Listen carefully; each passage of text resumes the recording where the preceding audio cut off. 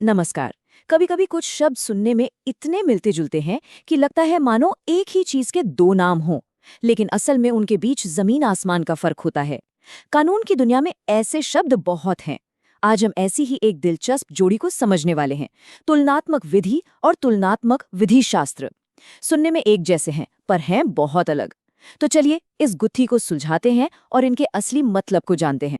तो देखिए, आज का हमारा मूल प्रश्न यही है, तुलनात्मक विधि एवं तुलनात्मक विधि शास्त्र क्या है? What is comparative law and comparative jurisprudence? और इससे भी ज्यादा जरूरी सवाल, क्या दोनों में कोई अंतर है? Is there any difference between the two? आज हम इसी सवाल की एक एक परत को खोलकर देखेंगे और सब कुछ बिल्कुल साफ कर देंगे। चलिए अपनी बात शुरू करते हैं तुलनात्मक विधि से। अब जैसे ही ये शब्द सुनते हैं, दिमाग में किसी कानून की किताब या संसद में पास हुए एक्ट की तस्वीर मत बनाइएगा। नहीं, ये वो है ही नहीं। इसे ऐसे समझिए जैसे ये कानून को जांचने परखने का एक तरीका है, एक औजार है, एक मेथड है। सोचिए कि अलग अलग देशों में कानून कैसे काम करता है, इससे जानना है। तो तुलनात्मक विधि वो प्रक्रिया है जिससे हम ये करते हैं। हम देखते हैं कि अमेरिका में तलाक का कानून कैसा है, फ्रांस में कॉन्ट्रैक्ट कैसे होता है, जर्मनी में किसी कंपनी को रजिस्टर कैसे कराते हैं। हम बस जानकारी इकट्ठा कर रहे हैं, अलग अलग देशों के कानूनी सिस्टम और उनकी प्रक्रियाओं की तुलना कर रहे हैं। ये अपने आप में कोई नियमों का संग्रह नहीं है, बल्कि ये उन नियमों का अध्ययन करने का एक तरीका है। तो फिर सवाल उठता है कि ये सारी मेहनत क्यों? अलग अलग देशों के कानूनों की तुलना करने का असल मकसद क्या है? मकसद बहुत सीधा और साफ है, अपने खुद के कानूनी सिस्टम को बेहतर बनाना। जब कोई देश देखता है कि किसी दूसरे देश का कोई कानून वहां के समाज के लिए बहुत अच्छा काम कर रहा है, तो वो उससे सीख सकता है, उन अच्छे आइडियाज को लेकर अपने देश के कानूनों में सुधार कर सकता है। मतलब ये दूसरों के अनुभव से सीखने की एक कला है। देखिए, प्रोफेसर गेटरिच ने कितनी शानदार बात कही है। उन्होंने साफ कहा कि तुलनात्मक विधि तो बस एक नाम है, एक लेबल है। किस चीज का लेबल? कानून के अध्ययन की उस तुलनात्मक पद्धति का, जो हमारी और दूसरों की व्यवस्थाओं को सुधारने में एक बहुत ही कीमती मदद है। तो मतलब साफ है, ये नाम से ज्यादा अपने काम के लिए जाना जाता है। और अगर अब भी कोई शक बाकी हो, तो ली का ये कहना उसे पूरी तरह दूर कर देता है। उन्होंने तो बिल्कुल दो टूक शब्दों में कह दिया कि अगर कानून का मतलब नियमों का एक समूह है, तो भाई तुलनात्मक विधि जैसी कोई चीज है ही नहीं। ये तो बस एक प्रक्रिया है, एक मेथड है।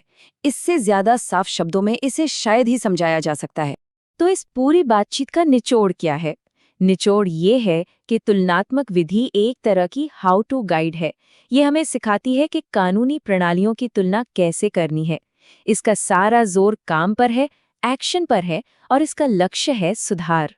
ठीक है, तो अब तक हमने ये समझ लिया कि तुलना कैसे होती है। अब कहानी के दूसरे हिस्से पर आते हैं और समझते हैं कि ये तुलना क्यों की जाती है। यहीं से एंट्री होती है तुलनात्मक विधि शास्त्र की। अब इसे एक तरीके या औजार की तरह नहीं, बल्कि एक विज्ञान या एक गहरे दर्शन के रूप में सोचिए। तो तुलनात्मक विधि शास्त्र क्या करता है? ये तुलनात्मक विधि वाली प्रक्रिया का इस्तेमाल करके बड़े और गहरे सवालों के जवाब ढूंढता है। ये सिर्फ ये नहीं देखता कि अलग अलग देशों में क्या कानून है। ये समझने की कोशिश करता है कि कानून समाज के साथ साथ कैसे विकसित हुआ, और क्या कानून के कुछ ऐसे सिद्धांत हैं जो पूरी दुनिया में हर समाज में एक जैसे लागू होते हैं। मतलब ये कानून के पीछे के क्यों को तलाशता है। ब्राइस ने इसे बहुत अच्छे से समझाया है। वो कहते हैं कि ये दो नजरियों से कानून को देखता है। एक सैद्धांतिक नजरिया, जिसमें ये दूर से कानून के विकास को देखता है कि वो अपने माहौल में कैसे पनपा, और दूसरा व्यवहारिक नजरिया, जिसमें ये किसी खास कानूनी सिस्टम के नियमों को नज़दीक से परखता है। ये बिल्कुल वैसा ही है जैसे कोई पहले दूर से पूरे जंगल को देखे और फिर पास जाकर एक एक पेड़ की जांच करे। इसका सबसे बड़ा मकसद क्या है? इसका मकसद है कानून के उन सार्वभौमिक नियमों को खोजना जो अलग अलग कानूनी प्रणालियों में एक जैसे हैं। ये पता लगाना कि क्या न्याय, समानता या किसी वादे को निभाने जैसे कुछ बुनियादी सिद्धांत हैं जो हर समाज और हर कानून का हिस्सा हैं। विधि शास्त्र इसी खोज का नाम है। अब मन में एक सवाल आ सकता है कि किसी कानूनी विश्लेषक को ये सब करने की क्या जरूरत है? वो सिर्फ अपने देश के कानूनों को पढ़कर ही तो एक अच्छा विशेषज्ञ बन सकता है ना? इसका जवाब बहुत दिलचस्प है। सोचिए, अगर कोई सिर्फ अपने देश के कानून को पढ़ता है तो उसकी समझ सीमित रह जाती है। वो आसानी से गलत नतीजों पर पहुंच सकता है। लेकिन जब वो अलग-अलग सिस्टम्स की तुलना करता है तो उसे एक बड़ी और साफ तस्वीर दिखती है। इससे जो निष्कर्ष निकलते हैं वो ज्यादा पक्के और भरोसेमंद होते हैं। तो यहाँ पर सबसे ज़रूरी बात जो याद रखनी है वो ये है कि अगर तुलनात्मक विधि कानूनी तुलना की प्रक्रिया है तो तुलनात्मक विधि शास्त्र उस प्रक्रिया से निकला हुआ दर्शन है, यानी ज्ञान और समझ है। अच्छा, तो हमने दोनों को अलग अलग तो समझ लिया। अब आता है सबसे मज़ेदार हिस्सा। चलिए इन दोनों को एक साथ आमने सामने रखकर इनके फर्क को बिल्कुल साफ साफ समझते हैं। ये टेबल देखिए, ये एक ही जगह पर सारे अंतर को साफ कर देता है। चलिए एक एक करके देखते हैं। पहला है प्रकृति। तुलनात्मक विधि एक मेथड या प्रोसेस है, मतलब एक काम करने का तरीका। वहीं तुलनात्मक विधि शास्त्र एक विज्ञान या दर्शन है। अब फोकस पर आते हैं। विधि का ध्यान व्यावहारिक चीजों और कानूनी सुधार पर होता है, जबकि विधि शास्त्र का ध्यान सैद्धांतिक पहलुओं और सार्वभौमिक सिद्धांतों पर। तीसरा है प्राथमिक लक्ष्य। तुलनात्मक विधि का लक्ष्य है विदेशी देशों से कानूनी जानकारी इकट्ठा करना ताकि अपने कानून को बेहतर बनाया जा सके। वहीं विधि शास्त्र का लक्ष्य है सबसे अच्छी कानूनी विचारधाराओं, उनकी उत्पत्ति और उनके विकास को खोजना। और आखिर में रिश्ता। विधि एक व्यावहारिक औजार है और विधि शास्त्र उस औजार का इस्तेमाल करके हासिल किया गया गहरा दर्शन है। पैटन ने यहाँ एक बहुत ही गहरी बात कही है।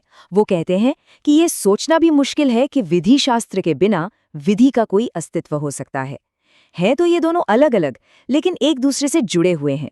सोचिए, अगर आपके पास औजार तो हैं पर आपको ये ज्ञान ही नहीं है कि उन औजारों से बनाना क्या है, तो वो बेकार हैं। ये एक ही सिक्के के दो पहलू जैसे हैं, अलग होकर भी एक दूसरे के बिना अधूरे हैं। हॉलैंड ने इस रिश्ते को और भी आसान तरीके से समझाया है। उनके अनुसार तुलनात्मक विधि का काम है अलग अलग सिस्टम से तथ्यों को इकट्ठा करना, और तुलनात्मक विधि शास्त्र का काम है उन तथ्यों के भीतर छिपे दर्शन का अध्ययन करना। एक जानकारी लाता है तो दूसरा उस जानकारी का मतलब समझाता है। तो इतनी सारी चर्चा के बाद हम आखिर किस नतीजे पर पहुंचे? हमने विधि को देखा, विधि शास्त्र को समझा और उनके बीच के फर्क को भी जाना। चलिए अब इस सारे बातचीत को समेटकर एक अंतिम और स्पष्ट निष्कर्ष निकालते हैं। तो आखिर में बात बस इतनी सी है, तुलनात्मक विधि वो प्रक्रिया है, वो रास्ता है, और तुलनात्मक विधि शास्त्र उस प्रक्रिया से हासिल होने वाला दर्शन है, यानी वो मंजिल है। एक अगर काम करने का औजार है तो दूसरा उस औजार से बनाया गया ज्ञान है। तो अगली बार जब भी ये दो शब्द सामने आए तो बस इतना याद रखिएगा, एक कैसे का जवाब देता है और दूसरा उस कैसे के पीछे छिपे क्यों का। और कानून की इस विशाल दुनिया को गहराई से समझने के लिए ये दोनों ही बेहद जरूरी।